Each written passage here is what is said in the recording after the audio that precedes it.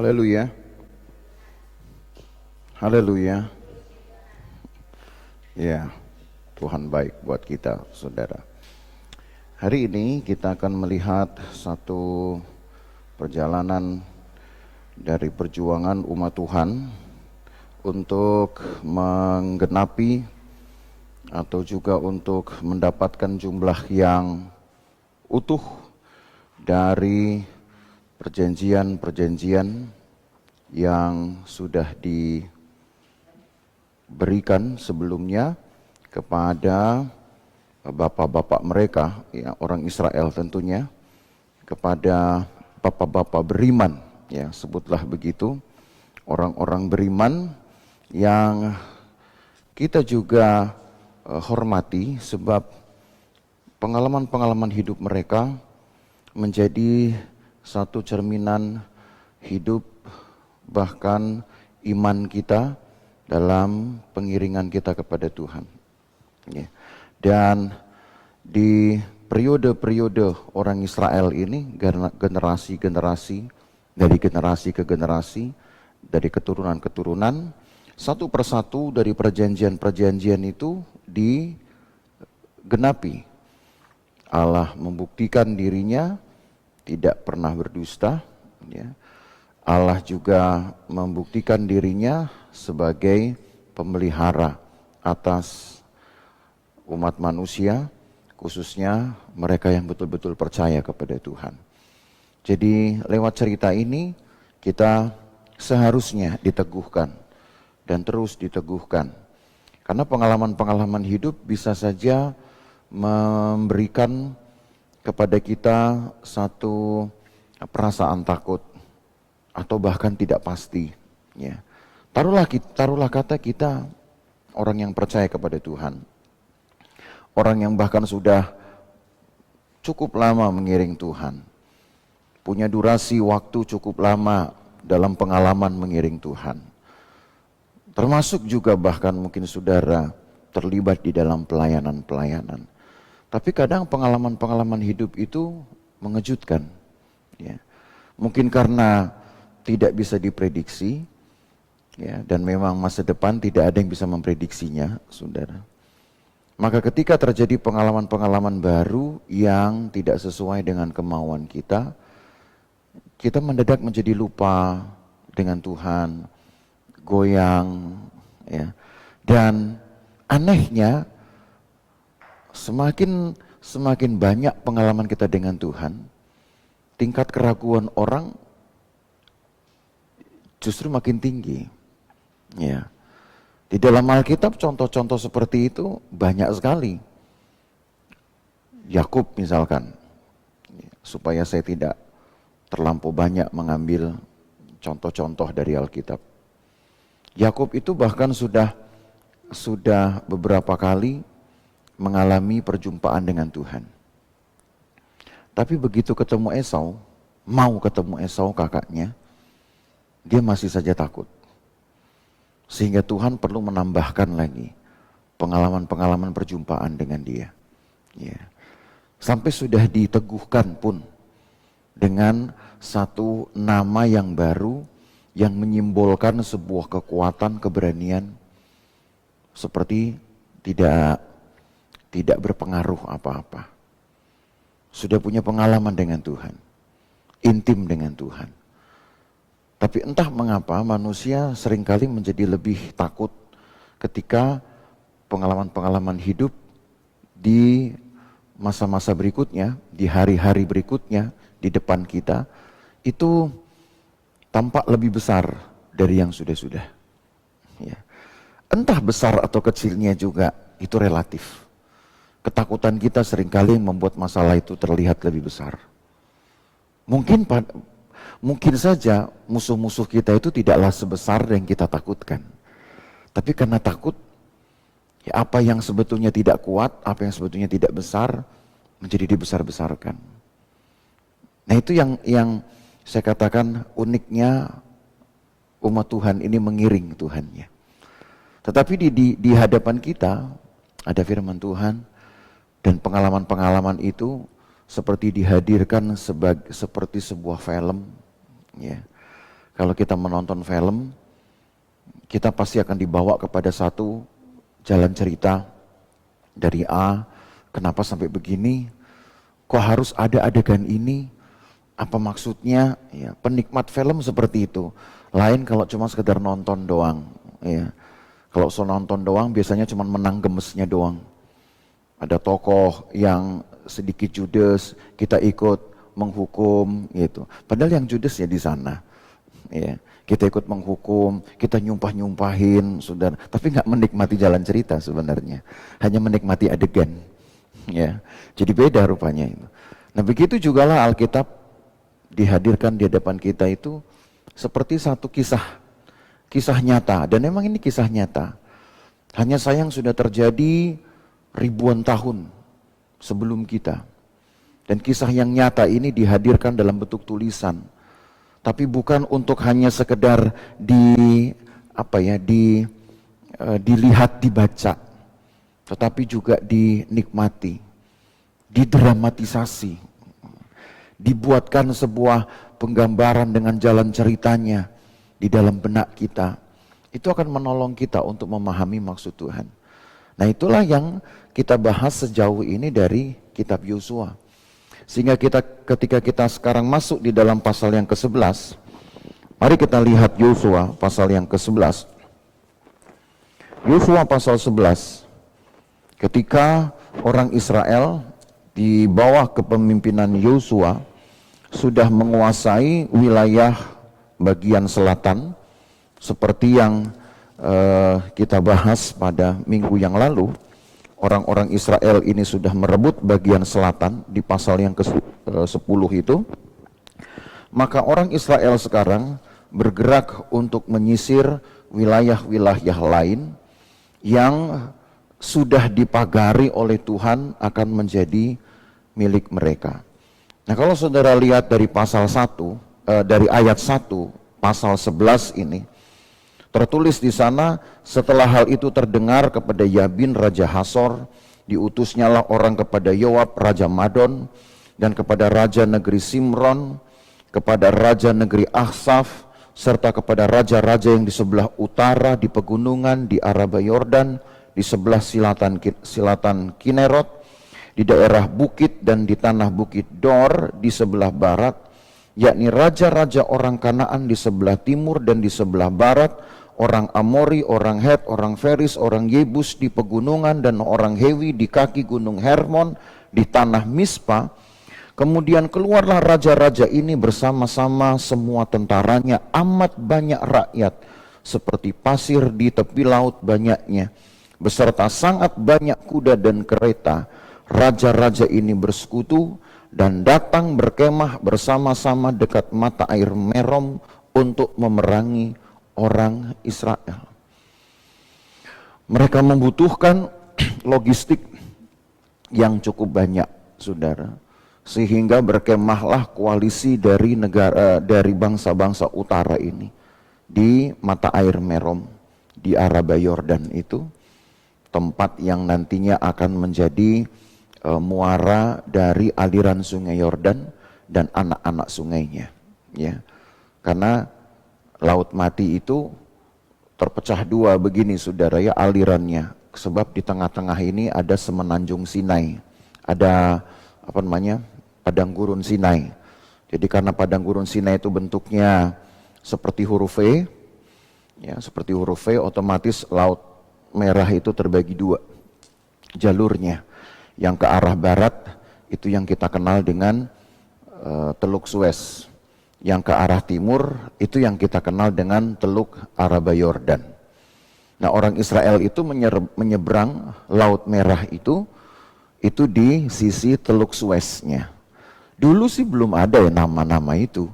Nama-nama itu baru dibuat pada periode-periode berikutnya, mungkin sudah di periode Masehi. Ya. Tapi dari pemetaan sekarang kita tahu bahwa orang Israel melewati jalur Laut Merah di sisi Teluk Suez itu dan terus berjalan ke utara dulu, saudara, mereka harus mutar-mutar di sana 38 tahun. Cukup lama mereka berputar di wilayah Gunung Paran saja itu sudah 38 tahun. Cuman di satu wilayah itu tok. 38 tahun sendiri mereka menjalaninya. Baru turun lagi mengikuti sepanjang garis pantai semenanjung Sinai itu, dan mereka kembali bergerak ke utara. Itu dalam perjalanan orang Israel sebelum mereka masuk di tanah terjanji ini. Jadi tempat itu sebenarnya sudah mereka jelajahi, khususnya ketika mereka tinggal menyisakan 8 sampai 6 bulan perjalanan lagi sisa sebelum mereka masuk tanah perjanjian. Wilayah-wilayah yang disebutkan ini sebenarnya sudah mereka jalani. Mereka sudah menyeberang banyak sekali penyeberangan. Bukan hanya Laut Merah saja. Mereka menyeberang Sungai Zered, mereka menyeberang Sungai Arnon, baru kemudian terakhir mereka menyeberang Sungai Yordan. Lalu masuklah bangsa ini. Dan karena Allah sendiri yang menghendaki bangsa ini menaklukkan tanah perjanjian itu dengan mengangkat senjata.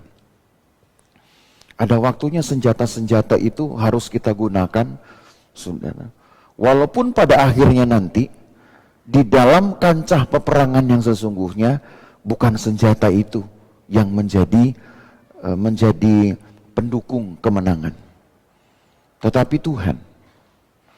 Tetapi hal bahwa Allah menginginkan umatnya untuk bersiap, mungkin juga untuk menjaga kesehatan.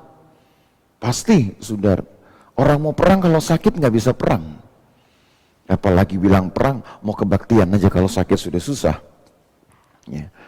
Tapi bahwa fakta Allah menginginkan satu reaksi dari umat Tuhan untuk mengangkat senjata. Walaupun nanti senjata itu tidaklah menjadi satu pendukung utama sebuah kemenangan. Tapi namanya keinginan Tuhan harus dipenuhi, dilakukan. Jadi kita ikut Tuhan itu nggak boleh kemudian membangun atau bahkan membuat sebuah atau meminta sebuah alasan-alasan.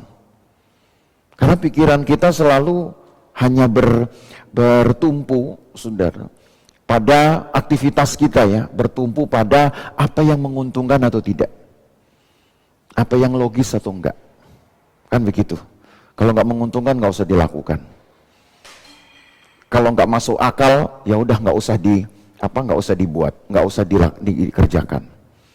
Karena kita terbiasa bergerak bertumpu dari pikiran seperti ini, maka kita menganggap pekerjaan Tuhan itu juga harus di-frame dengan konsep yang sama.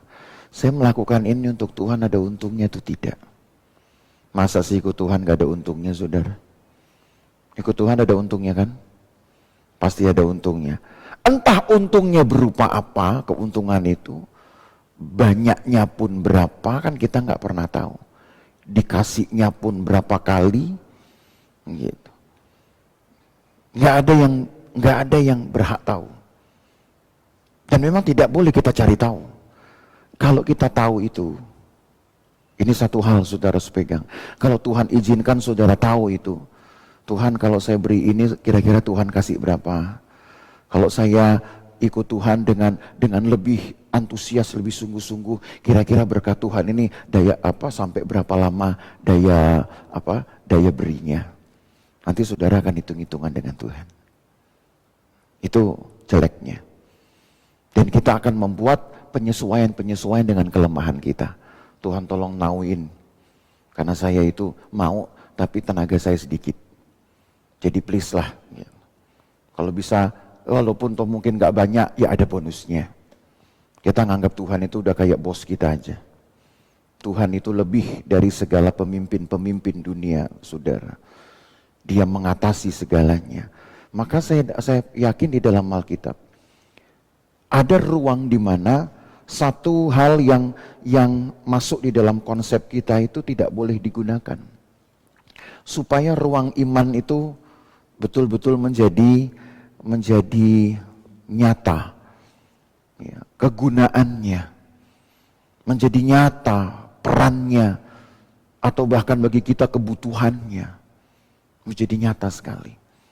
Nah sekarang ketika orang Israel sudah ada di tanah perjanjian, entah perlu waktu berapa lama untuk dapat menduduki seluruh wilayah yang sudah dipagari oleh Tuhan ini, tidak pernah ada yang tahu.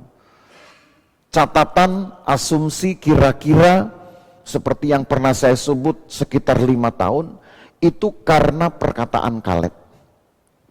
Sebab ketika Kaleb masuk tanah perjanjian usianya 80 tahun. Lalu kemudian di usia 85 tahun dia datang kepada Yosua untuk minta tanah pusaka baginya. Dari situlah saudara kita menghitung secara kasar.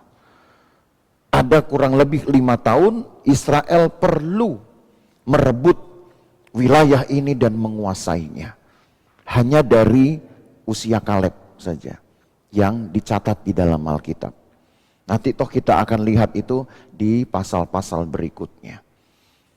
Nah karena Yosua dengan Kaleb juga diyakini satu usia sebaya mereka.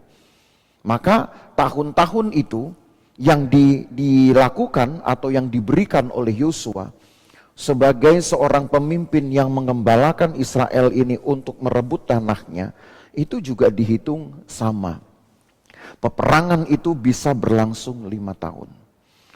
Nah setelah apa yang kita baca di ayat 4 dan ayat 5, koalisi di wilayah selatan ini sudah menghimpun kekuatan yang besar di wilayah utara maksud saya. Karena sampai ke kaki Gunung Hermon. Maka yang tergambarkan tentu oleh kita adalah kekuatan yang berimbang atau tidak. Bukankah dari awal Alkitab berkata ketika Tuhan memilih Israel, itu bukan karena besarnya jumlahnya bangsa ini. Engkau itu bahkan yang paling kecil. Kita mempunyai hitungan saudara dari pencacahan jiwa atau sensus kedua orang Israel sebelum masuk tanah Kanaan. Itu dicatat oleh dicatat oleh Yosua dan Eleazar, imam yang menggantikan Harun karena Harun sudah mati. Jadi Eleazar menggantikan Harun, Yosua menggantikan Musa. Itu dicatat 61.730 prajurit. 601.730 prajurit. Jumlah itu ditulis di dalam Alkitab, di dalam kitab Ulangan. Ditulis jumlahnya.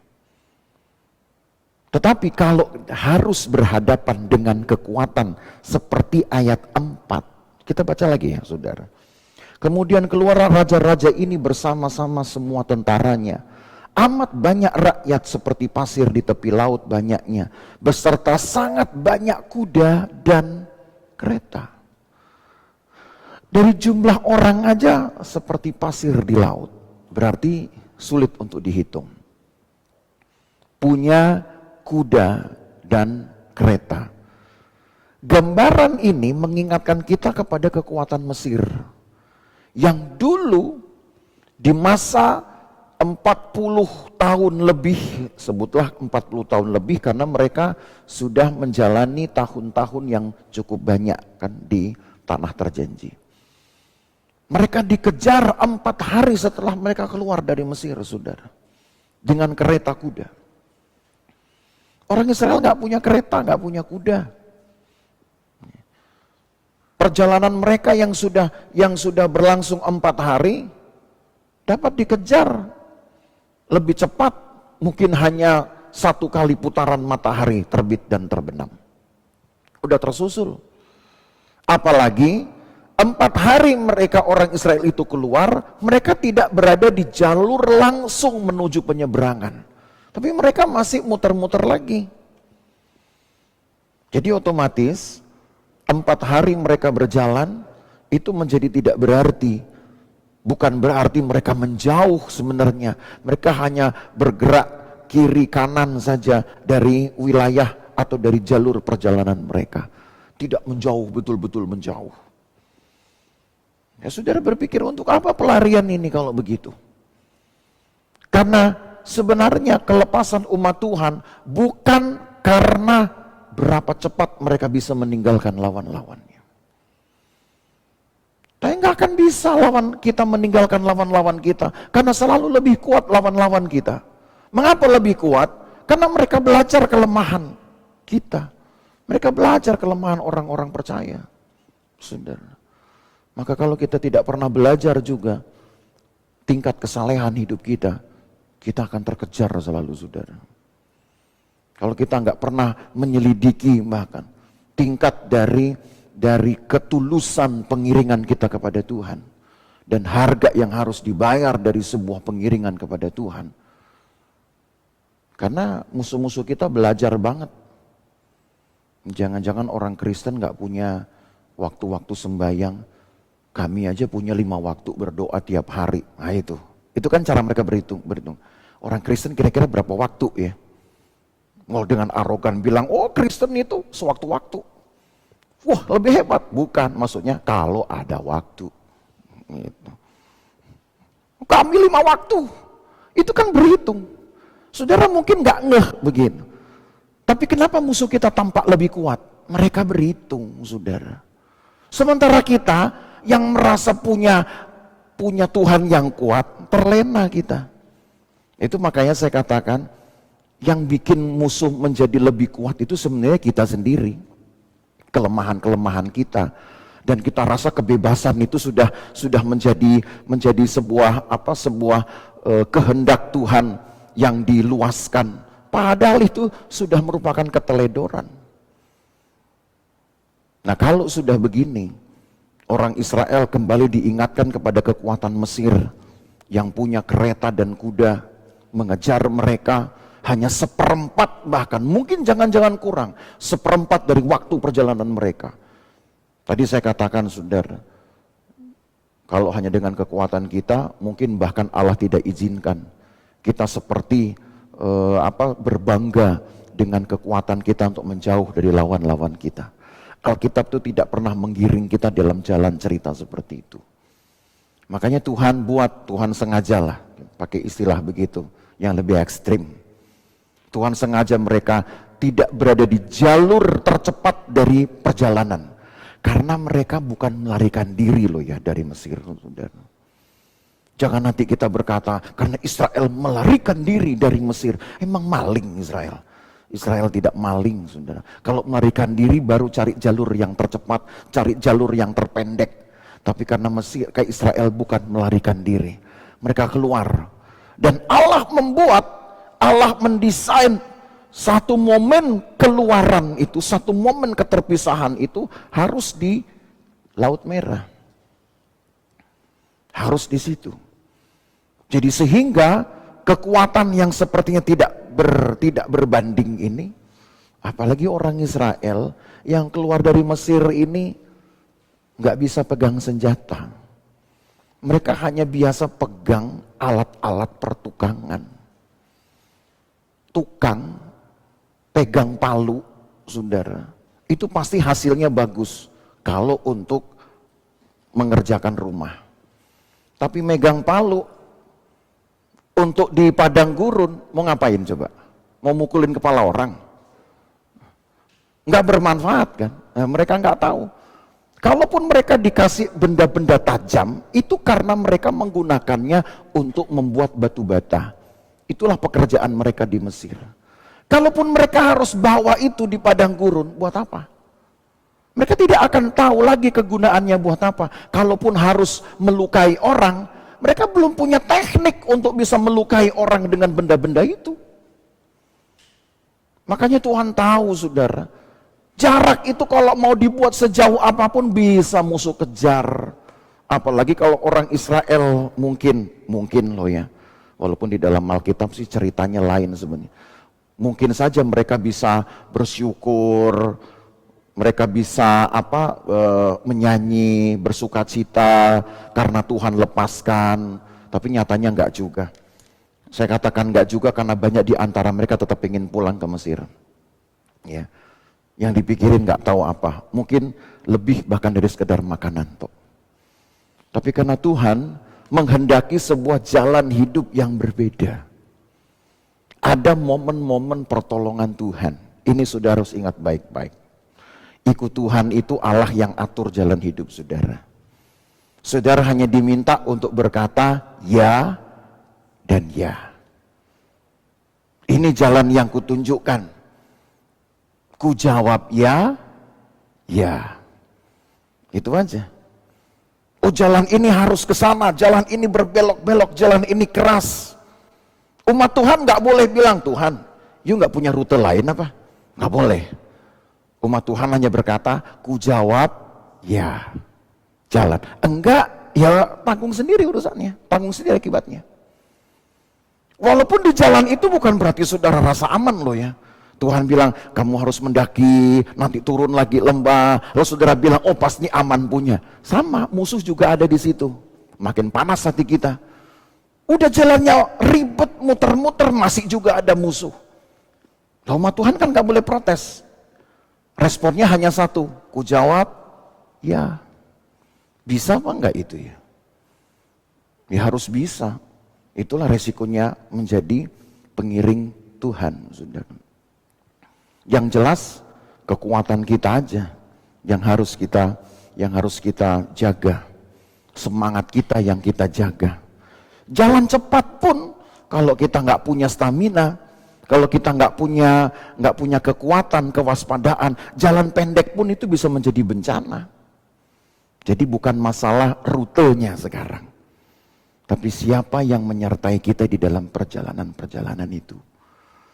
Jadi ketika koalisi dari tentara-tentara utara ini berhadapan dengan Israel dengan jumlah yang tidak terbatas. Maka kalau saudara lihat dari mulai ayat 6 sampai ayat yang ke-15, saudara, nanti saudara akan baca ya, saya nggak akan baca semua. Karena kita juga harus berpacu dengan waktu. Tuhan menuntun mereka dengan kemenangan-kemenangan. Itu saja. Dan ketika Yosua dan orang Israel berdiri berdiri sebagai seorang pemenang dan menguasai wilayah itu, maka datanglah firman Tuhan yang melegakan. Mari kita lihat dari mulai ayat 16-nya. Karena dari sini kita akan menelusuri kisah ini, saudara, dan mencari makna-makna di dalamnya. Yosua pasal 11 ayat yang ke-16. Demikianlah Yosua merebut seluruh negeri itu, pegunungan, seluruh tanah Negeb, seluruh tanah Gosyen. Ini bukan Gosyen yang di Mesir, tapi Gosyen yang di Negeb, ya. Karena ada juga wilayah yang namanya Gosyen.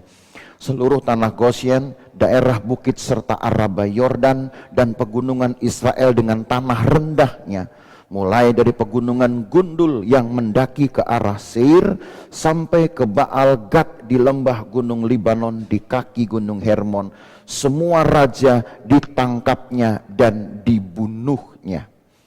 Lalu Yosua melakukan perang melawan semua raja itu. Nggak disebut.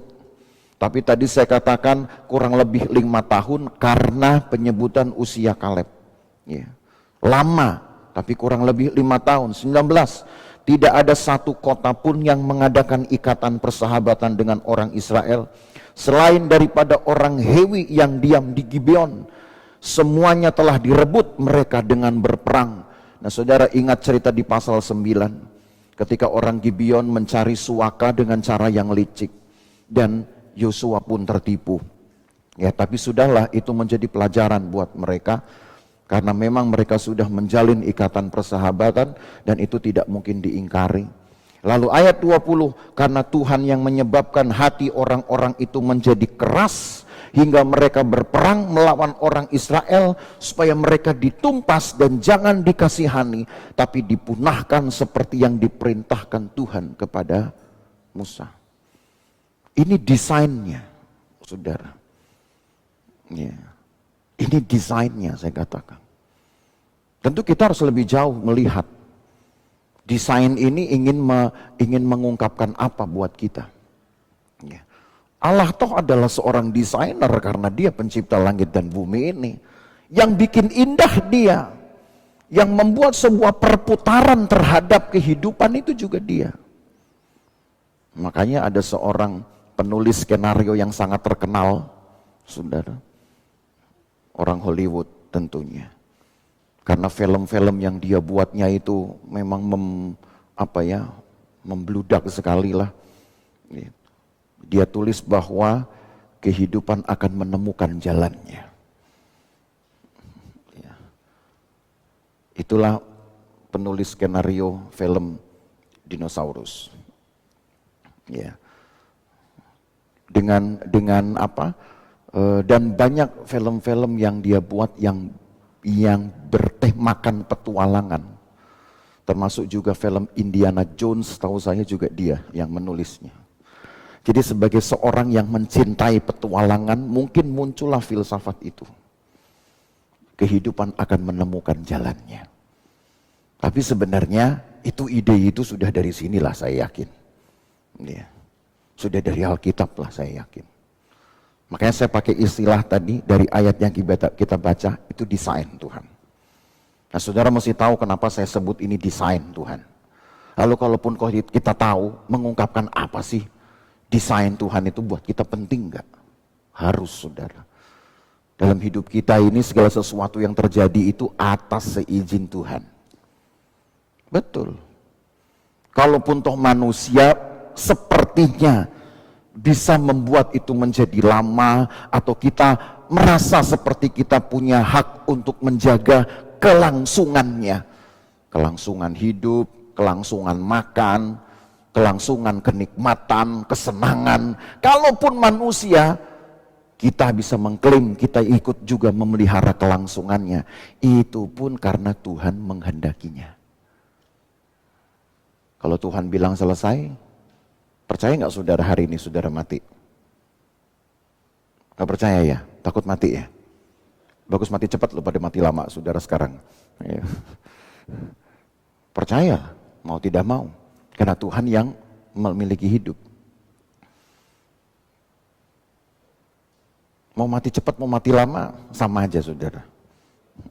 Ya. Cuman kalau mati sekarang, orang pada nggak mau. Kenapa? Karena takut nanti dianggap matinya tidak normal. Jadi matinya pun maunya new normal. Bukan hidup yang new normal, mati pun harus new normal. Sebab kalau matinya normal, nanti dianggap nggak normal. Cuma dibungkus plastik, masuk tanah. Makanya sekarang orang berebut untuk apa? Untuk ngambil jasad-jasad orang. Karena nggak dihormati, makanya mati sekarang orang jadi takut gara-gara itu, seperti tidak dihargai. Tapi kalau Tuhan mau jaga saudara, mati nanti pun, mati sampai nanti tunggu Tuhan datang, siapa yang bisa protes? Dan kita juga tidak akan bisa protes juga. Nah kita lihat ini desain Tuhan. Yang pertama, bahwa dari ayat 16, ayat 17, dua ayat ini ditulis, demikianlah Yosua merebut seluruh negeri itu, pegunungan, seluruh tanah Negev, seluruh tanah Gosyen, daerah bukit serta Araba Yordan, dan pegunungan Israel dengan tanah rendahnya, mulai dari pegunungan Gundul yang mendaki ke arah Seir, sampai ke Baal Gad di lembah gunung Libanon, di kaki gunung Hermon, semua rajanya ditangkap dan dibunuhnya. Yang saya ingin saudara perhatikan adalah penulisan tempat-tempat atau wilayah-wilayah. Di dalam Alkitab, apa yang ditulis itu pasti punya maksud. Entah dia hanya nama, entah dia hanya angka-angka, entah dia juga sebutan atau istilah. Bagi satu kota misalkan, atau daerah. Itu punya arti sebetulnya. Walaupun tidak harus dianalogikan saudaranya dengan dengan pengertian-pengertian rohani misalkan. Tidak harus juga, nanti kesannya kayak pemaksaan. Tapi yang saya mau katakan begini, kalau saudara melihat, membaca ayat ini sambil di sebelah saudara ada peta. Ya, nanti aja di rumah ya, bisa buka HP, saudara bisa lihat peta. Maka yang disebut ini adalah seluruh batas wilayah Israel dari timur sampai barat, utara sampai selatan. Yang disebut dengan kata tanah Negev, seluruh tanah Gosyen, itu adalah batas barat. Lalu disebut juga dengan daerah bukit Araba Yordan dan pegunungan Israel dengan tanah rendahnya, itu bagian timur. Saudara. Lalu kemudian ayat 17, mulai dari pegunungan Gundul yang mendaki ke arah Seir, itu wilayah selatannya. Seir itu dia di bawah. Di persis di atas, di pundak dari semenanjung Sinai. Ini kalau sudah lihat pundak, kan semenanjung Sinai kayak V. Nah di pundaknya itu berarti di atas, di situ Seir. Di sini itu yang tanah Negev. Lalu ayat yang masih ayat 17, sampai ke Baal Gad di lembah gunung Libanon, di kaki gunung Hermon. Hermon itu ada di utara. Jadi berarti ini seluruh batas yang mereka sudah miliki. Tapi untuk apa ditulis ini? Untuk mengingatkan kembali kepada kita pembaca, bahwa tempat-tempat inilah yang pernah dilihat Abraham 400 tahun yang lalu. Mari kita lihat Kejadian pasal yang ke-13. Kalau saudara lihat Kejadian pasal yang ke-13, mulai dari ayat 1 tentunya, sampai ayat yang kita baca dari ayat 1 saudara ya. Pelan-pelan kita baca, supaya saudara tidak hanya mendengar dari penyampaian khotbah saya, tapi juga jalan cerita langsung dari Alkitab. Kejadian 13 ayat 1. Maka pergilah Abram dari Mesir ke tanah Negeb. Disebutkan nggak tanah Negeb tadi? Disebutkan. Itu batas wilayah baratnya. Ya. Istrinya dan segala kepunyaannya dan Lot pun bersama-sama dengan dia. Adapun Abram sangat kaya, banyak ternak, perak dan emasnya. Ia berjalan dari tempat persinggahan ke tempat persinggahan, dari tanah Negeb sampai dekat Betel. Betel ini di jalur pegunungan tadi yang tadi disebut di dalam kitab Yosua tadi. Kan ada jalur pegunungan dan tanah rendahnya. Ya. Lalu ayat yang ke-14, ke tempat mezbah yang dibuatnya dahulu di sana, disitulah Abram memanggil nama Tuhan. Jadi Abraham sudah memakai tanah itu, kawasan itu untuk bergaul dengan Tuhan. Lalu ayat 5, juga Lot yang ikut bersama-sama dengan Abram mempunyai domba dan lembu dan kemah, tapi negeri itu tidak cukup luas bagi mereka untuk diam bersama-sama, sebab harta milik mereka amat banyak sehingga mereka tidak dapat diam bersama-sama. Perasaan karena Abram cuma bawa istri, belum punya anak, lalu Lot juga bawa istri, belum punya anak. Masa 4 orang negeri seluas ini nggak cukup? Yang bikin gak cukup bukan mereka. Kita baca terus, yang bikin gak cukup apa? Karena itu terjadilah perkelahian antara para gembala Abram dan para gembala Lot. Waktu itu orang Kanaan dan orang Feris diam di negeri itu. Tuh sama, nama Kanaan dan Feris juga disebutkan di Yosua yang menghuni wilayah itu. Ayat yang ke-8, maka berkatalah Abram kepada Lot, janganlah kiranya ada perkelahian antara aku dan engkau, dan antara para gembalaku dan para gembalamu, sebab kita ini kerabat. Jadi yang bikin negeri itu sesek ternyata gembala-gembala mereka, gembala-gembala domba mereka. Karena memang mereka disebut kaya. Orang kaya dulu itu hitungannya adalah punya berapa banyak domba dan sapi. Begitu juga Ayub disebut kaya karena bahkan Ayub punya onta juga. Itu semua adalah hewan-hewan yang memang menjadi pendukung dari aktivitas manusia di sana pada waktu itu, sehingga mahal-mahal. Karena bukan hanya soal harga per ekornya, tapi ngasih makan. Ayub punya onta sampai ratusan, saudara. Kasih makan apa itu? Pikedel, mati. Belum sapinya, belum kambingnya, kasih makan apa itu? Coba, timun. Kita masih bisa makan gitu irit-irit, tapi begitu tidak terurus ini ternak-ternak, mati dengan sia-sia. Jadi kelihatan orang kaya itu dari jumlah ternaknya, karena bukan hanya harga ternaknya, tapi ongkos pemeliharaannya itu kan besar, saudara. Nah, begitulah juga terjadi sehingga negeri itu menjadi sempit. Lalu kemudian di ayat yang ke-9, bukankah seluruh negeri ini terbuka untuk engkau? Baik pisahkan dirimu daripadaku, jika engkau ke kiri maka aku ke kanan, jika engkau ke kanan maka aku ke kiri. Karena saking luasnya. Mau milih tanah aja, karena sebatas mata memandang masih hamparan luas, saudara. Nggak seperti kita di tempat ini, mau geser rumah ke kiri mentok tembok orang. Gitu. Makanya kalau kita mau bikin ruangan ini menjadi besar, paling hanya bisa bergerak ke atas dan bergerak ke bawah. Tapi siapa mau gali itu di bawah, saudara ya? Bagaimana kita mau bikin bangunan sudah ke bawah lagi, sudah ada bangunan di sini? Jadi susah. Cuman apa yang tergambar di sini membuat kita bisa melihat bahwa yang Tuhan siapkan untuk bangsa ini, bahkan 400 tahun sebelum peristiwa Yosua jadi atau generasi Yosua ada, tanah ini sudah menjadi kawasan dari kehidupan Abram dan juga Lot.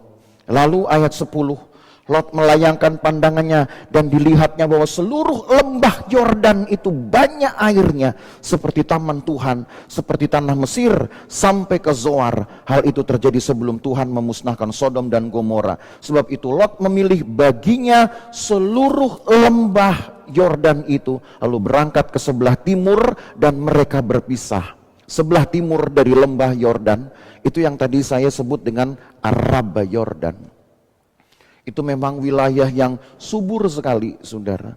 Karena memang itu menjadi jalan bermuaranya sungai Yordan ke Laut Mati di sisi teluk Araba Yordan, di sebelah timur. Jadi wilayah timur ini pun sudah menjadi seperti wilayahnya Lot, keponakannya Abram. Karena mereka diberkati Tuhan. Cuman 4 orang tapi sesek. Yang bikin sesek bukan mereka. Yang bikin sempit adalah gembala-gembala. Kalau makin banyak gembala berarti makin banyak domba-domba. Itu untuk gembala domba. Kalau gembala domba memang domba banyak, gembala harus ikut banyak. Gembala jemaat cuma 1. Saudara, sebab kalau gembala jemaat ikut banyak juga, lama-lama bukan lagi gembala ngurus jemaat berantem, gembalanya berantem gara-gara jemaatnya. Makanya gembala domba boleh banyak, gembala jemaat hanya 1. 1 untuk setiap penggembalaan. Itu harus dibedakan, saudara ya. Jadi nggak bisa langsung main konsep ini diaktualisasikan ke banyak contoh kehidupan. Jadi Abram tinggal di wilayah timur, di wilayah barat, tanah Negev. Lot di wilayah timur. Kenapa terjadi? Kenapa harus ada pemisahan? Karena memang Tuhan sudah berkati. Baru 4 orang loh, saudara. Baru 4 orang saja. Mereka sudah harus membagi diri.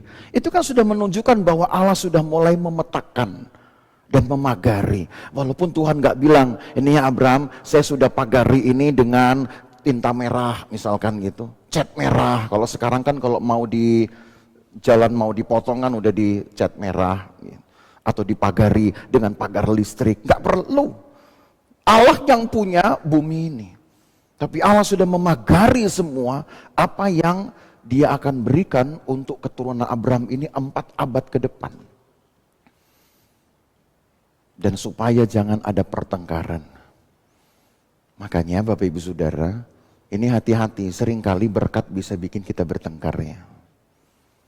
Makanya Abram sama Lot dipisah, sudah diberkati, harus membuat terpisah. Maka bukan berarti terpisahnya ini dengan sesama anak Tuhan, enggak. Pisahkanlah hatimu dengan keterikatan terhadap berkat. Itu maksudnya. Jangan sampai berkat Tuhan bikin kita jadi malah berantem di wilayah batin sendiri. Oh, saya sudah diberkati, waktu saya sudah banyak ini, perlu nggak kasih waktu ya sama Tuhan?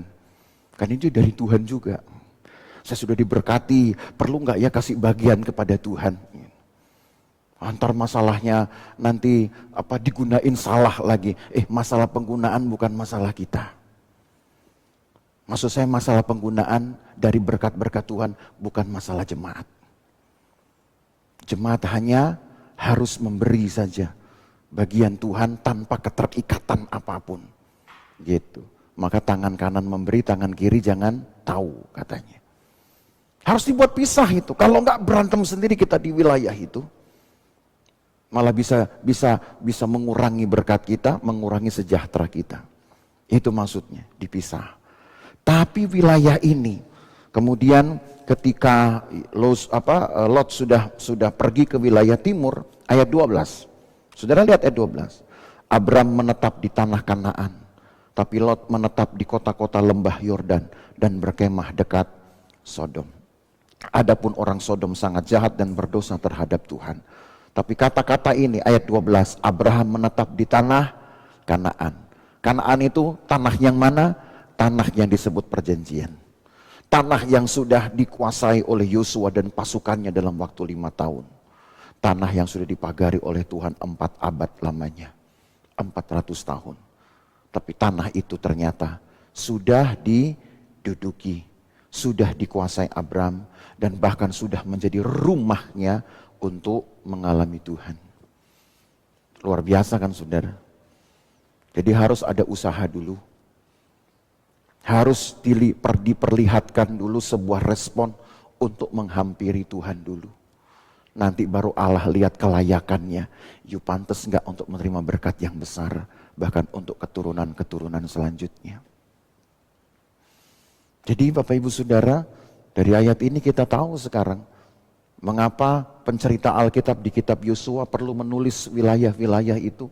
Bukan hanya buat memperbanyak jalan cerita, tapi mengingatkan kembali tentang wilayah-wilayah itu sendiri. Sudah pernah menjadi bagian dan pengalaman dari orang-orang saleh di masa-masa yang lebih jauh lagi di masa sebelumnya. Dan ketika Abraham lama menetap di sana, maka janji Tuhan diteguhkan di pasal 15, Kejadian 15. Mari kita ke Kejadian 15. Saudara lihat Kejadian 15. Mulai ayat 1. Kita baca lagi saudara ya ayat ini. Kemudian datanglah firman Tuhan kepada Abram dengan suatu penglihatan, jangan takut Abram, akulah perisaimu, upahmu akan sangat besar. Abram menjawab, ya Tuhan Allah, apakah yang akan engkau berikan kepadaku karena aku akan meninggal dengan tidak mempunyai anak. Udah kaya raya gak punya keturunan saudara. Stres ya. Ini saya punya hartamu, siapa yang mewarisi ini? Oh stres loh, nggak punya anak udah terlanjur kaya. Kalau nggak kaya nggak punya anak nggak apa-apa. Orang lain mau berebut ya nggak ada yang saya punya ini. Tapi kalau punya banyak nggak punya anak, rasanya belum mati pun kita udah seperti nyesel. Entar harta saya diperebutin, nanti yang dapat harta saya adalah tukang sapu rumah saya, gitu. Iya betul, Abraham khawatirnya juga begitu. Coba kita lihat ayat yang ketiga. Ayat 2. Abraham menjawab, ya Tuhan Allah, apakah yang akan engkau berikan kepadaku karena aku akan meninggal dengan tidak mempunyai anak, dan yang akan mewarisi rumahku ialah Eliezer orang Damsyik itu. Eliezer ini cuman sebutlah menjadi pengawas rumah dari Abraham. Karena rumah Abraham gede banget saudara. Gede banget. Ada nggak ayatnya ya? Memang nggak ada ayat yang menulis rumah Abraham gede banget, nggak ada. Tapi yang tertulis bahwa rumah Abraham ini muat 318 orang. Nah, sudah kebayangkan? Kalau rumah muat 318 orang, nggak mungkin rumah itu segede ini, saudara. Karena itu orang kayak sarden nanti. Itu pasti sudah kayak punya, kalau perlu sudah seperti punya perumahan sendiri, kompleks perumahan sendiri. 319 orang, gede. Jadi harus punya pengawas, namanya Eliezer. Abraham bilang, Tuhan saya ini kan sudah kaya raya, tapi nggak punya anak. Masa hartaku kasih sama dia. Taruhlah dia pantas memang, karena dia sudah mengabdi seumur hidupnya. Tapi ya keinginan, namanya keinginan pribadi kan kalau boleh keturunan langsung loh, yang menikmatinya. Nah itu makanya Tuhan berkata begini, ayat yang ketiga.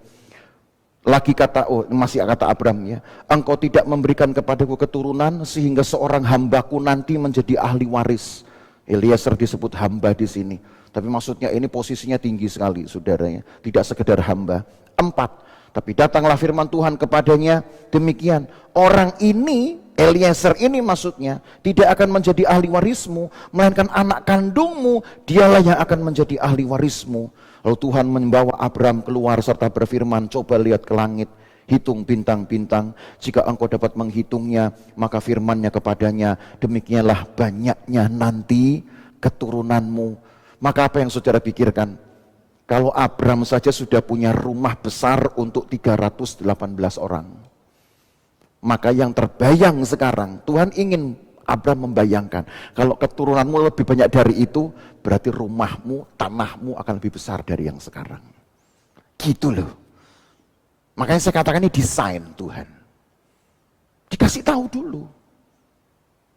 Hanya jarak antara dikasih tahu dengan penggenapan, itu ada waktu. Dan kita nggak boleh kemudian menuntut secepat yang kita inginkan. Kalau saudara menunggu sesuatu yang saudara sudah bayarkan, saudara sudah ganti dengan satu harga kompensasi misalkan, lalu yang ditunggu bareng nggak datang-datang, saudara komplain ya sah-sah saja. Ini kan pemberian Tuhan gratis. Nggak ada yang Tuhan minta dari saudara harus setor ini setor itu. Nggak ada. Semua pemberian Tuhan itu adalah kerelaan. Nggak rela nggak usah kasih. Tapi kalau karena nggak relamu, engkau nggak ngasih persembahan sama Tuhan atau korban, lalu Tuhan juga nggak rela memberkati, ya jangan marah. Setuju? Sama-sama nggak rela tuh. Saya hanya relanya segini Tuhan. Kalau saya kasih semua, nggak rela saya. Tuhan bilang, ya sudah, saya juga nggak rela-rela amat kok berkati kamu gitu. Kan repot kita urusan. Maka itu bukan berarti sebuah kompensasi. Dikasih itu merupakan kewajiban, kita beri itu kewajiban. Tapi yang jelas kekristenan itu hanya bisa menunggu. Ada durasi antara apa yang dikasih lihat, apa yang diberitahu, walaupun itu juga ada taruhlah gambar-gambarnya segala macam, hitungan-hitungannya. Abraham dikasih lihat tuh keturunan kayak bintang di langit. Kan orang ini ngitung. Baru punya 318 orang saja, saya sudah punya rumah segede ini. Apalagi kalau saya punya anak sebanyak ini. Rumah saya kayak apa itu? Sudah nggak ngitung lagi area, saudara. Kalau perlu satu negara harus dibeli. Dan memang betul, satu wilayah yang kemudian membuat Israel dapat disebut dengan satu negara. Itulah yang Tuhan janjikan kepada Abraham. Nah ini kan desain, ini kan perlu waktu saudara untuk menjadi sebuah keindahan puzzle namanya. Kita punya desainer di sini. Ya, merangkap desainer, sudah operator, sudah segala macam ya, administrator. Sudah. Kita bersyukur saudara punya orang-orang membantu kita yang lengkap, nggak perlu banyak orang, satu tapi sudah merangkap semua. Itu kan perlu waktu. Yang sini pasang, biar indah, di sini pasang apa, di bawah pasang apa. Memang jadi begitu 1 detik bisa? Kan tidak. Keindahan hidup itu perlu waktu kan sudah. Nah ketika umat Tuhan disuruh menunggu, disitulah kemudian yang disebut dengan pengharapan itu dipergunakan. Pengharapan itu artinya meyakinkan kita apa yang kita lihat itu akan jadi, tapi ya sudah nggak tahu kapan. Yang penting yang saya lihat, yang Tuhan berfirman kepada saya, dan yang saya yakinkan, saya gambarkan, pasti jadi, tapi nggak tahu kapan. Dan nggak usah ditanya-tanya. Yang jelas jadi. Kenapa? Karena Allah kita tidak pernah berdusta. Makanya saya katakan itu desain. Luar biasa tuh. Belum selesai nih. Mari kita lihat ayat selanjutnya. Ayat yang ke-7. Lagi firman Tuhan, masih di Kejadian 15. Lagi firman Tuhan kepadanya, akulah Tuhan yang membawa engkau keluar dari Ur Kasdim untuk memberikan negeri ini kepadamu menjadi milikmu. Ur Kasdim itu ada di wilayah yang paling timur, saudara, tapi sudah jauh lagi dari wilayah Israel dan semenanjung Sinai. Itu sudah di wilayah timur dari tanah Aram Mesopotamia secara keseluruhan. Negeri Ur yang sekarang itu mungkin ada masuk di wilayah negara Irak. Gitu. Jadi sudah jauh sekali di wilayah sudah lebih ke timur lagi dari wilayah yang menjadi kancah dari cerita umat Tuhan ini. Dan itu desa, saudara, Ur. Datanglah Abraham ini, wong desa melebu kutho, kata orang Jawa. Gitu. Tapi ini orang desa yang setelah masuk kota pun juga sudah dilengkapi dengan kekayaan. Luar biasa, saudara. Kita ini orang-orang tidak terkenal. Ibarat itu wong desa semua. Kamu ini orang-orang yang orang tidak mempunyai apa-apa. Kalau aku memanggilmu menjadi umatku itu bukan karena kamu punya apa-apa, gitu kan, karena firman Tuhan. Anggaplah itu kecilnya kita tuh kayak wong desa. Mendapatkan berkat Tuhan, berkatnya berkat wong kutho. Kami dulu saudara punya tukang bangunan itu mungkin udah kenal sekali lama, tapi sekarang dia banyak menjalani hidupnya di kota Solo, saudara ya. Dulu sejak dari saya baru nikah, itu asal renovasi rumah make dia. Ya. Kita belum kenal masih bapak administrator ini kita belum kenal, desainer kita belum kenal. Gitu. Jadi yang saya mau katakan itu maaf saudara, kadang ini karena mungkin terlalu dekat jadi seperti seolah ada yang masuk ke tenggorokan. Jadi tukang bangunan ini karena memang sudah dekat, sudah lama, maka dia itu seperti ngerti benar apa yang maunya kita bisa kerjakan dengan rapi begitu. Jadinya enak. Ya tapi tetap bukan pemilik rumah tuh sudah. Bukan pemilik rumah. Jadi tetap aja rasa nggak puasnya berbeda. Kalaupun pada akhirnya kita bisa berikan semua yang terbaik buat orang ini, ya belum tentu juga pemberian itu merupakan yang paling utama dari kita. Tapi ya bahwa dia sudah membantu kita nolong, ya itu nggak bisa disangkal. Kalau Abraham hanya membayangkan saja tidak ada calon untuk menjadi ahli waris, lalu kemudian mikir apa orang ini pantas, maka dia tidak akan bisa bersaksi, saudara, bahwa Allahku besar. Kalaupun toh memang dia masih hidup sebagai orang kaya. Nah, satu sisi lagi, kehidupan dari si orang Solo ini, begitu kerja di kota, wah dapat dia dengan pendapatan kota, senang dia. Tapi akhirnya dia pindah lagi ke daerah, pendapatannya kan tidak sama tentu harganya. Ya kebutuhan sana juga tidak sama. Lalu dia bilang, wah coba ya kalau enaknya pendapatan kota, hidupnya di desa. Ya idealisme seperti itu seperti gimana caranya? Manusia kan kurang selalu merasa. Inginnya berkatnya berkat kota, tapi menghabiskannya di desa. Transportnya kan mahal juga tuh saudara. Kalaupun toh bisa, habis juga nanti di transport, habis di energi, jangan-jangan habis juga nanti di pengobatan tubuh kita. Allah sudah menentukan seperti itu. Jadi ketika Abraham mempersoalkan siapa yang menjadi ahli warisku, Tuhan bilang tenang, anakmu nanti yang kandung akan aku jadikan ahli waris. Lalu di ayat yang ke-7 itu, di ayat yang ke-12, saya loncat ayat 12, atau dari ayat 13 saja. Firman Tuhan kepada Abraham, ketahuilah Dengan sesungguhnya bahwa keturunanmu akan menjadi orang asing dalam suatu negeri yang bukan kepunyaan mereka, dan bahwa mereka akan diperbudak dan dianiaya 400 tahun lamanya. Tetapi bangsa yang akan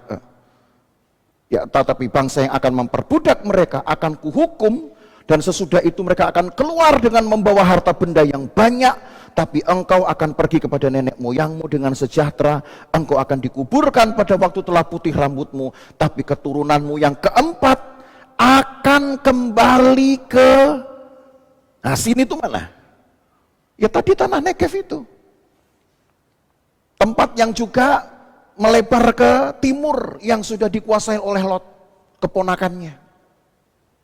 Wilayah itulah yang disebut dalam Alkitab sebagai tempat yang akan menjadi pusaka Israel pada generasi yang keempat. 4 abad berikutnya. Satu generasi zaman dulu bisa dihitung saudara, itu rata-rata baru antara 50 sampai 100 tahun dihitung satu generasi. Kalau sekarang dalam tempo 30 tahun satu generasi sudah bisa lahir. Bahkan kurang. Ya, lebih cepat sekarang.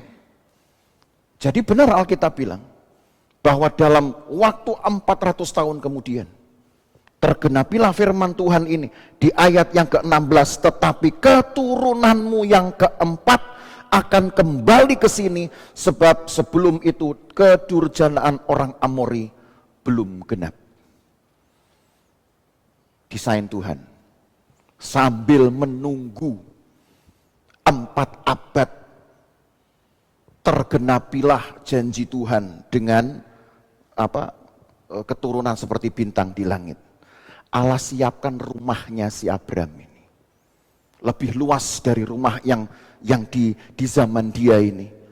Yang hanya dihuni 318 orang.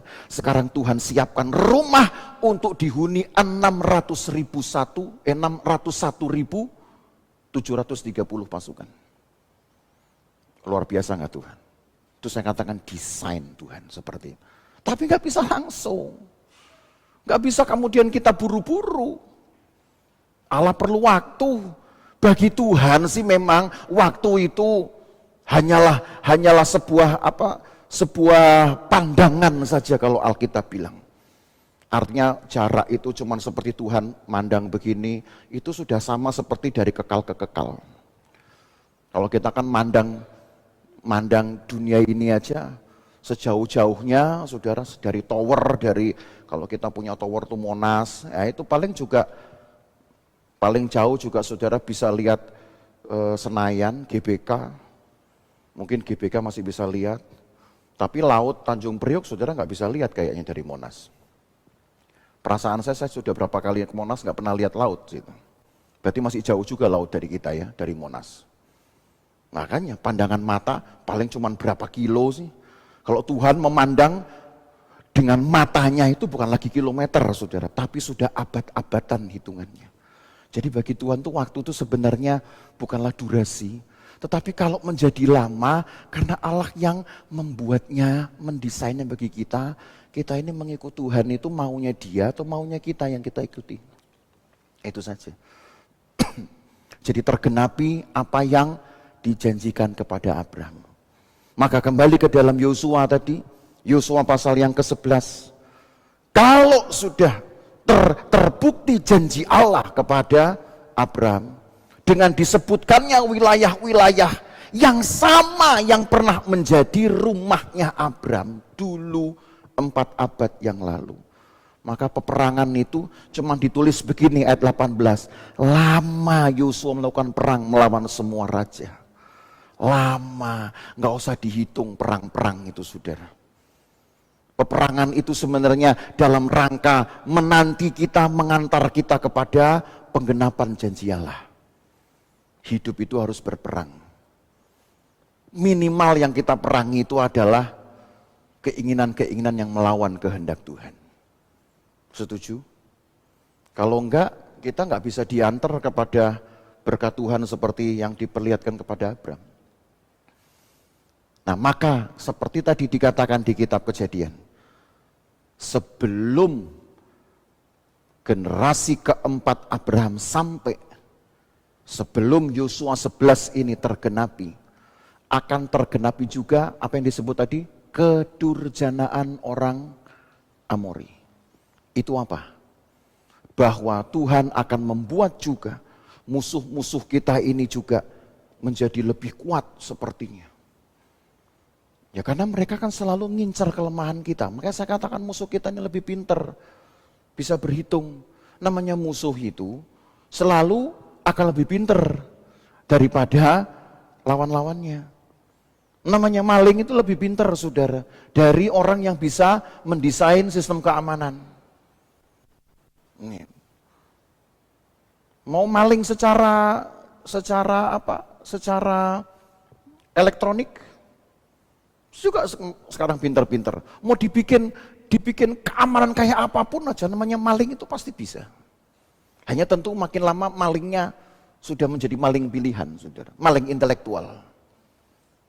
Loh iya tuh, kan nggak bisa sembarang orang maling. Karena yang dibobol bukan lagi cuma sekedar dinding-dinding, tapi sudah merupakan dinding ini sudah dinding elektronik.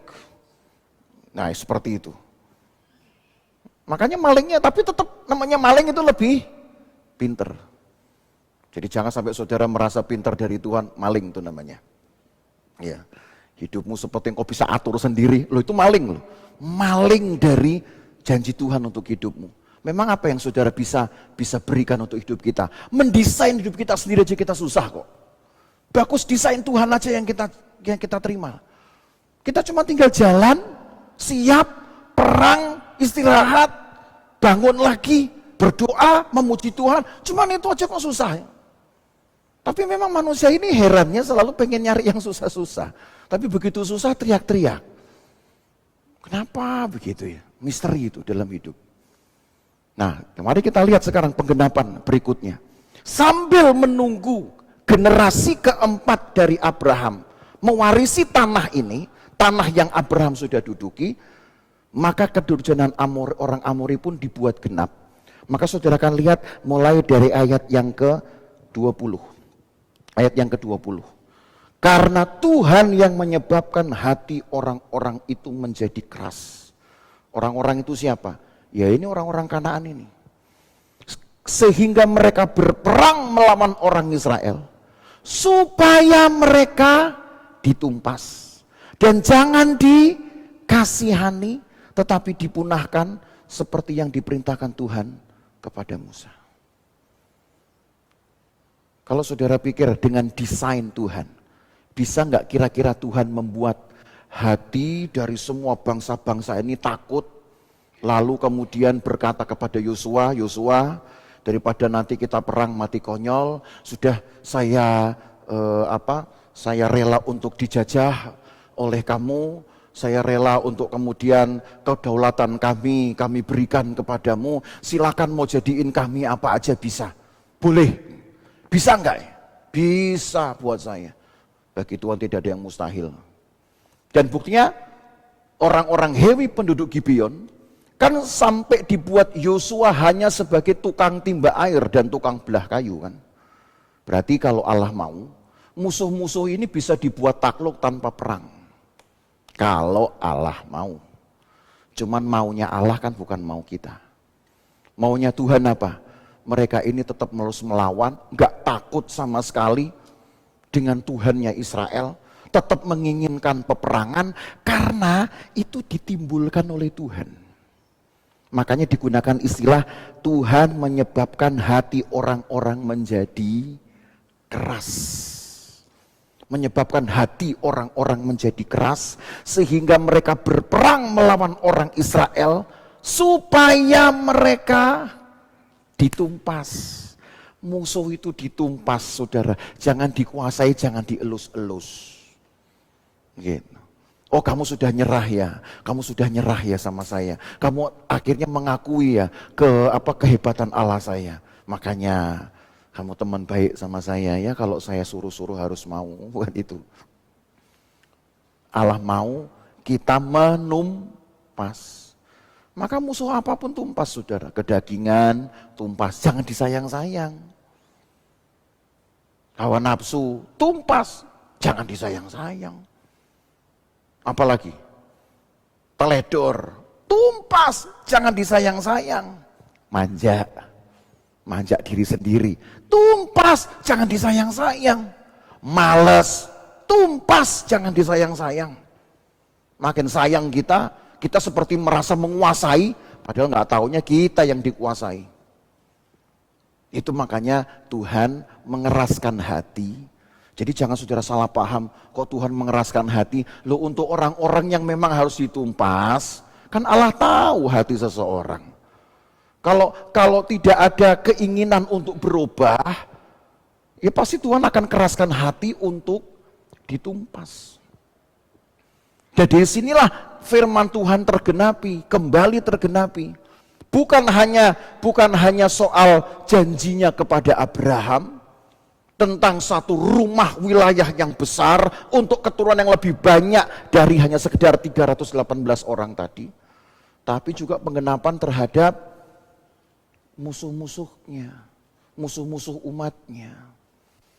Maka satu sisi saudara, iman Kristen itu mengajarkan kita untuk juga menikmati kemenangan-kemenangan, menikmati berkat, tapi menikmati juga peperangan-peperangan kita. Jangan hanya mau enaknya, tapi yang gak enak ini seperti kita lemparkan harus menjadi bagian Tuhan. Mendesain aja satu kehidupan yang luar biasa ini buat kita, itu saya rasa kalau bukan Tuhan tidak mungkin. Jadi keindahan hidup dalam pengiringan tika pada Tuhan, Bapak Ibu Saudara. Jadi dari sinilah kita tahu sekarang mengapa lama berperang Yosua perlukan. Mikir cuman, kalau kita hanya mikir enaknya, tentu kita akan memburu-buru Tuhan. Dengan berkata, Tuhan apa susahnya sih? Seperti halnya Tuhan binasakan Sodom dan Gomora dengan belerang. Lalu Tuhan juga binasakan sekutu-sekutu dari kerajaan selatan. Pada waktu peperangan dengan Gibeon itu juga, kan Tuhan yang mengirim batu-batu dari langit. Bisa enggak dengan cara yang sama Tuhan membuat cepat perjuangan dari Yosua dan Israel untuk merebut tanah Kanaan? Bisa, tapi kan desain Allah beda. Maka kita hargai saudara, desain Tuhan itu seperti sebuah puzzle yang perlu ditempel, dan itu perlu urutan.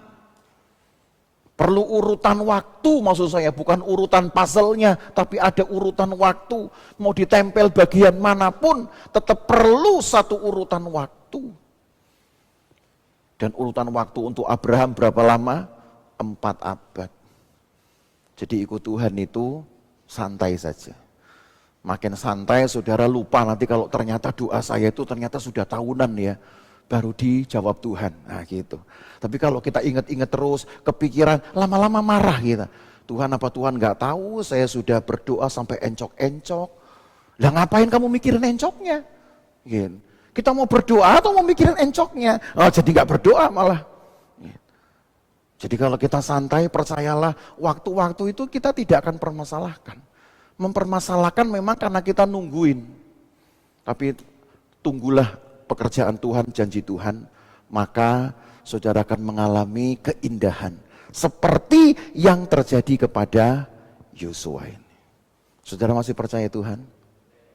Betul percaya? Atau terpaksa percaya?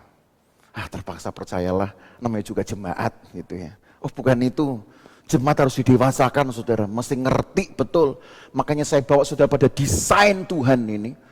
Karena di dalam Alkitab, desain Tuhan ini selalu yang menjadi awal dari semua dinamika hidup manusia.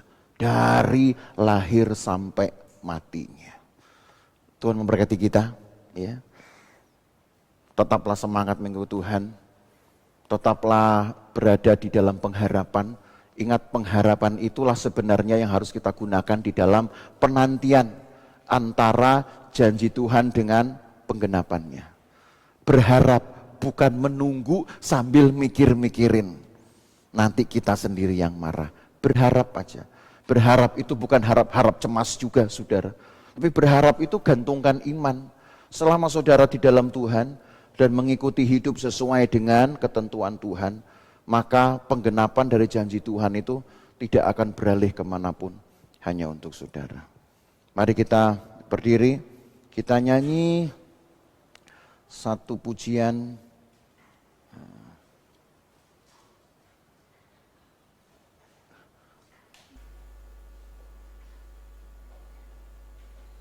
Anak raja itu bagianku, kaulah segalanya di dalam kita. Saya agak lupa lagu itu.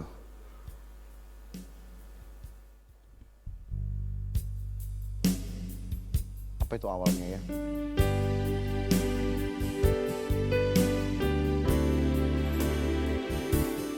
Kau Bapa yang mengasihi, kuasa-Mu memulihkanmu, hati yang Kau berikan untukmu dapat melihat rencana-Mu indah bagimu. Setiap jalanku, haus dan lapar akan Engkau. Kaulah segalanya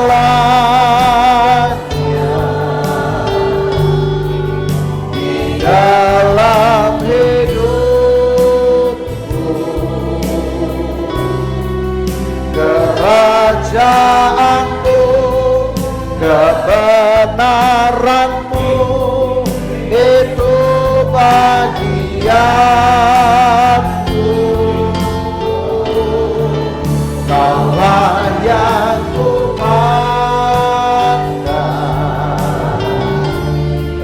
selama hidupku.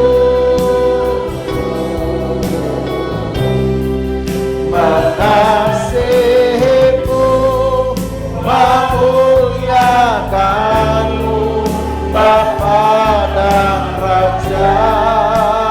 Refnya kaulah segalanya, kaulah segalanya di dalam hidupku.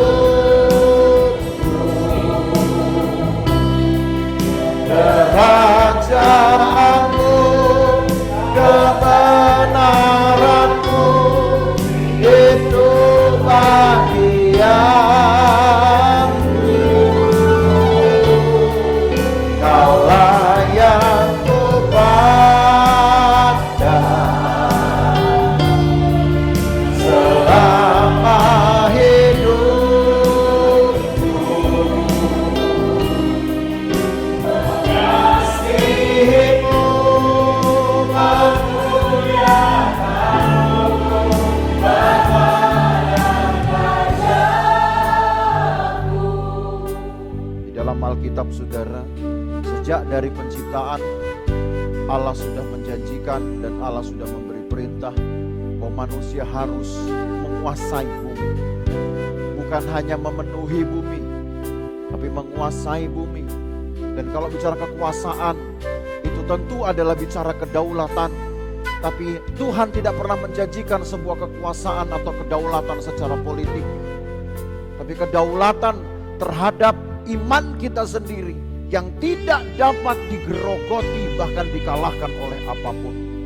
Kedaulatan terhadap persekutuan kita dengan Allah sendiri yang tidak bisa dicemari, yang tidak bisa dikotori atau dipengaruhi oleh dosa ataupun kenikmatan-kenikmatan lain. Kuasai hidupmu, kuasai waktumu, kuasai semua pengalaman-pengalaman dalam hidup saudara. Maka itu sebenarnya yang Tuhan minta sejak dari mandat penciptaan kepada manusia pertama. Bapak Ibu Saudara, apa yang kita saksikan lewat pengalaman Yosua ini adalah sedikit penggenapan dari maksud besar Allah itu. yaitu memberikan sebuah kekuasaan melalui tanah Israel ini. Nanti mereka akan mengalami masa-masa pemerintahan kerajaan. Mereka punya kerajaan. Mereka punya tempat untuk dapat membina kehidupan secara layak. Itu semua Allah izinkan. Tapi jalannya memang tidaklah sama dengan yang kita inginkan. Ini desain Tuhan. Yang jelas mulailah seperti cara Abraham memulai keyakinannya kepada Tuhan. Ketika dia diperlihatkan kepada langit, seperti bintang-bintang itulah nanti keturunanmu.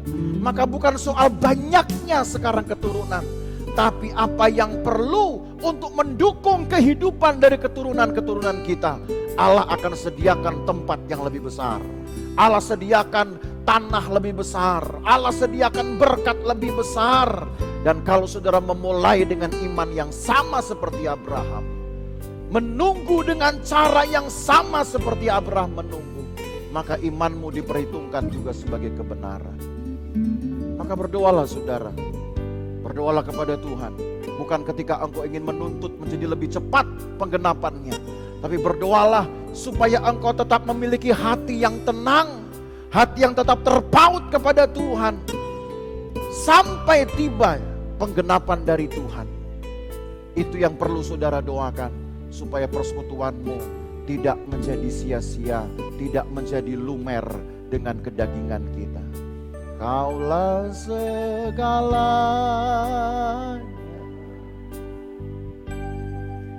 di dalam hidupku, kerajaanmu, kebenaranmu, itu bagian. Kaulah yang kupandang selama hidupku,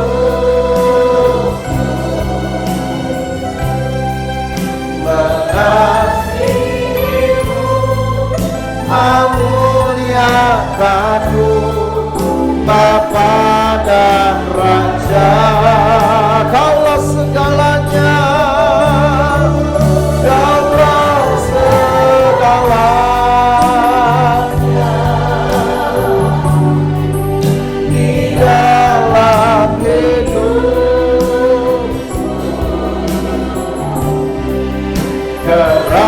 Kerajaanmu, kebenaranmu, itu bagianku. Kaulah yang kupandang selama hidupku,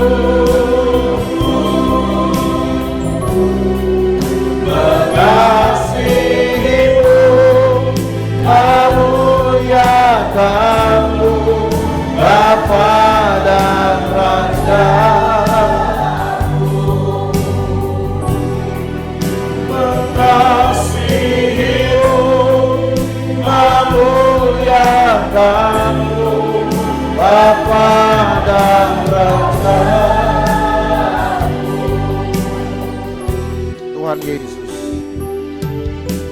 sama-sama kami berdoa Tuhan, baik yang ada di tempat ini maupun juga yang ada di rumah, di luar dari tempat ini.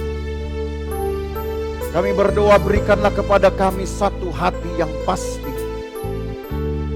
satu hati yang betul-betul percaya bahwa hidup kami ini ada di dalam satu desain Tuhan, sambil menunggu penggenapan dari janji Tuhan untuk kami semua. Haleluya.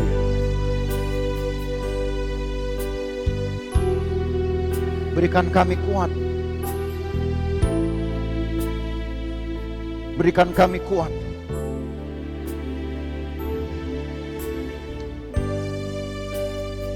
Kami berdoa untuk umat-Mu. Tuhan, teguhkan hati mereka, teguhkan iman mereka. Perjalanan hidup kami ini, kalaupun kami bisa melaluinya, itu juga karena Tuhan menyertai.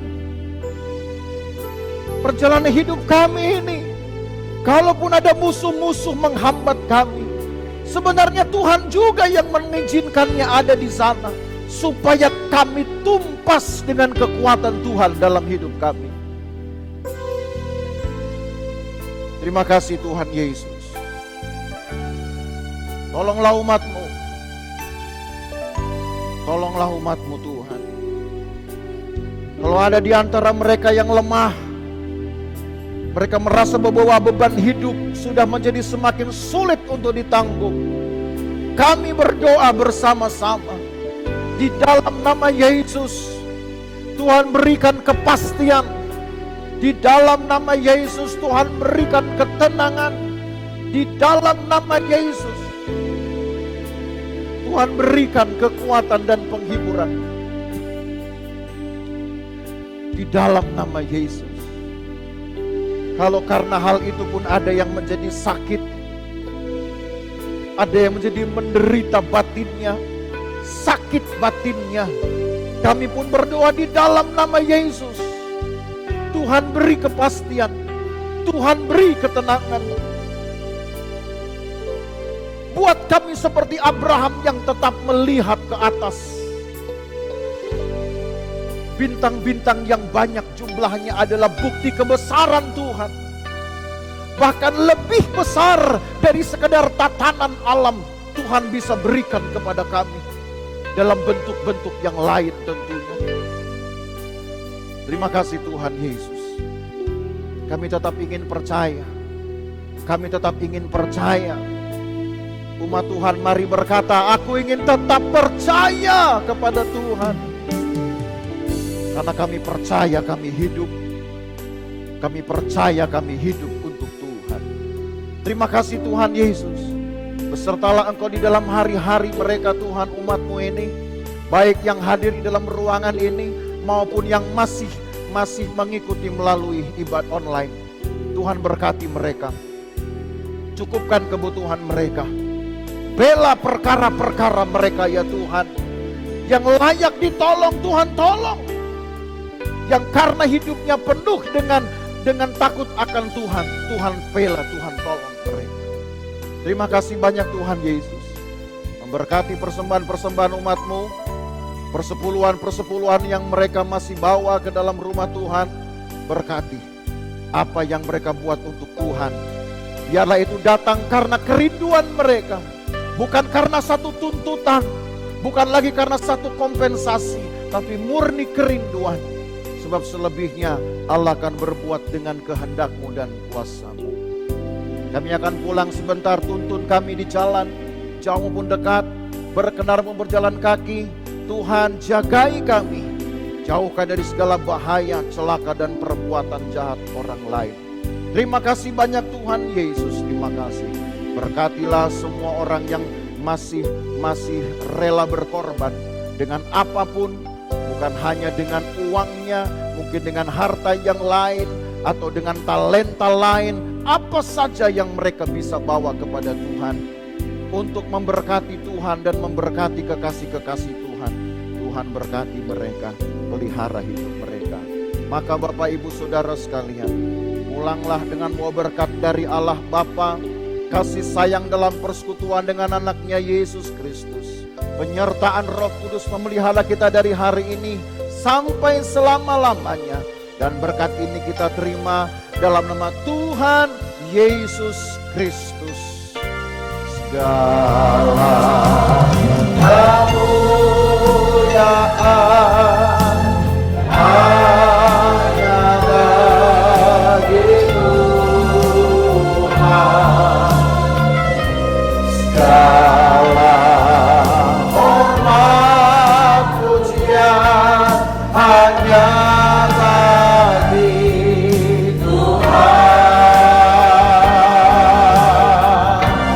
kuasa dan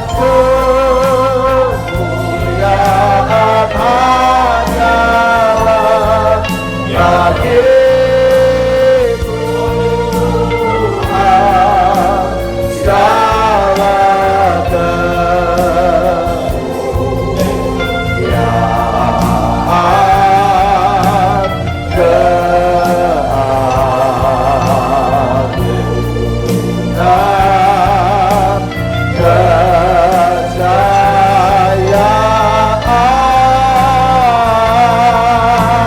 hanya bagi Tuhan. Semakin diberkati, bersama-sama kita berkata, amin.